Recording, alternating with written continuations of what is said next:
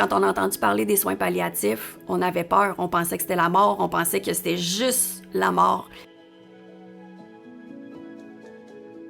Stéphane, c'est un être exceptionnel. C'est un être hors norme, puis ça, tout le monde le disait tout le temps. Il rentrait dans une pièce, il illuminait. Il était à ce moment-là réalisateur à la radio le matin, recherchiste de jour, producteur, tout ça. Fait qu'il travaillait très très fort, il avait des gros maux de tête. Puis à un moment donné, il n'a pas eu le choix, là. Je l'ai amené à l'hôpital. J'avais Sandrine qui avait 2 mois dans mes bras, on était dans le bureau du médecin. Puis il a dit « OK, je viens de voir une grosse masse, on te garde pour la nuit, les neuros vont venir te voir demain matin, c'est grave. Qu'est-ce que t'as? » Après sa première grosse opération, Stéphane a été en chimio pendant 5 ans, en continu. Notre vie au quotidien, elle avait pas de bon sens. Elle était le fun. Fait que malgré la maladie, et ou à cause de la maladie, ben on a eu comme vraiment une période, on l'appelle l'époque, là.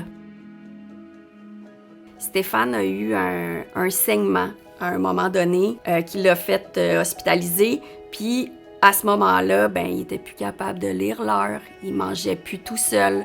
Moi, c'est comme si je vivais avec un grand-papa.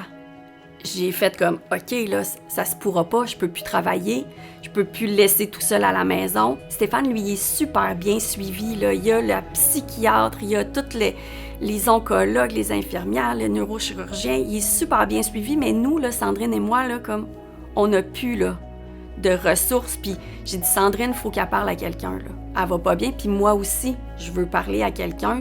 Puis on a eu la chance que Dr. Catherine Courteau, c'est elle qui était notre médecin aux soins palliatifs, qui nous a accueillis. À un moment donné, elle a dit « Avez-vous déjà entendu parler de la Maison Saint-Raphaël? Ça serait bon pour vous, ça serait bon pour toute la famille, vous allez avoir des services. »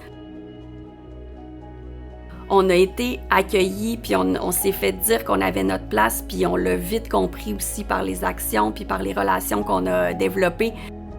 La relation, l'aventure qu'on a vécue ici, ça va au-delà, là, du simple service offert, là. C'est une genre de prise en charge, autant du côté émotionnel que physique, que spirituel, que pratico-pratique, là.